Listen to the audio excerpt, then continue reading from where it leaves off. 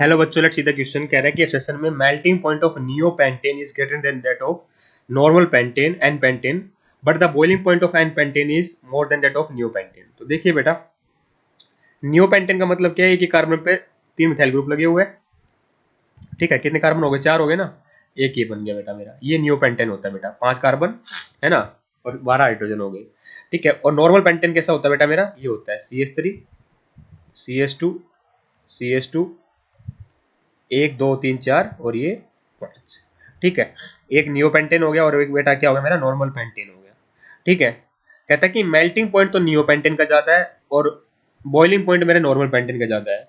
तो देखिए, boiling point होता है ना बेटा, वो डिपेंड करता है मेरे सरफेस एरिया पर। और सरफेस एरिया किस पे कब ज्यादा होगा बेटा? जब मेरा वंडरवॉल फोर्सेस ज्यादा होंगी बेटा। ठीक है, वो जब ज्यादा कब होती है बेटा?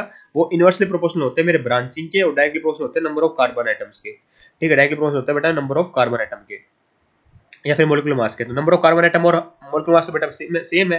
5 कार्बन ये है, 5 कार्बन ये है, 12 हाइड्रोजन ये है, 12 हाइड्रोजन ये है। मतलब ब्रांचिंग ज्यादा जिसमें होगी उसका बॉइलिंग पॉइंट कम होगा, क्योंकि सरफेस एरिया कम हो जाता है, कंपैक्ट कर लेता है अपने आप को। सरफेस एरिया कम होने से वंडरवॉल फोर्सेस ऑफ अट्रैक्शन कम हो जाती है, तो बॉइलिंग पॉइंट डिक्रीज कर जाता है। इसका मतलब क्या होगा बेटा? मेरा नियोपेंटेन का बॉइलिंग पॉइंट कम होगा और नॉर्मल पेंटेन का ज्यादा होगा। तो ये सही लिखा हुआ बेटा, boiling point of normal pentane is more than that of neopentane, क्योंकि नियोपेंटेन बेटा ब्रांच्ड है। ये मेरा नियोपेंटेन है ना, ये ब्रांच्ड है, ये नॉर्मल पेंटेन है। ठीक है, तो इसका मतलब ये स्टेटमेंट सही लिखी हुई है। बात करें बेटा मेरे मेल्टिंग पॉइंट की। ठीक है, मेल्टिंग पॉइंट क्या होता है बेटा? किस पे डिपेंड करता है? एक्चुअली मेल्टिंग पॉइंट तो सिर्फ और सिर्फ पैकिंग पे डिपेंड करता है। जितनी स्ट्रॉन्ग पैकिंग होगी उतना ज्यादा मेल्टिंग पॉइंट होगा। तो बेटा जो नियो पेंटेन होता है उसकी पैकिंग ज्यादा स्ट्रॉन्ग होती है एज कम्पेयर टू मेरे नॉर्मल पेंटेन, तो इसलिए मेल्टिंग पॉइंट नियो पेंटेन का ज्यादा होता है। ठीक है, और बॉइलिंग पॉइंट मेरे नॉर्मल पेंटेन का ज्यादा होता है। तो सेशन सही लिखा हुआ है। रीजन देखते हैं।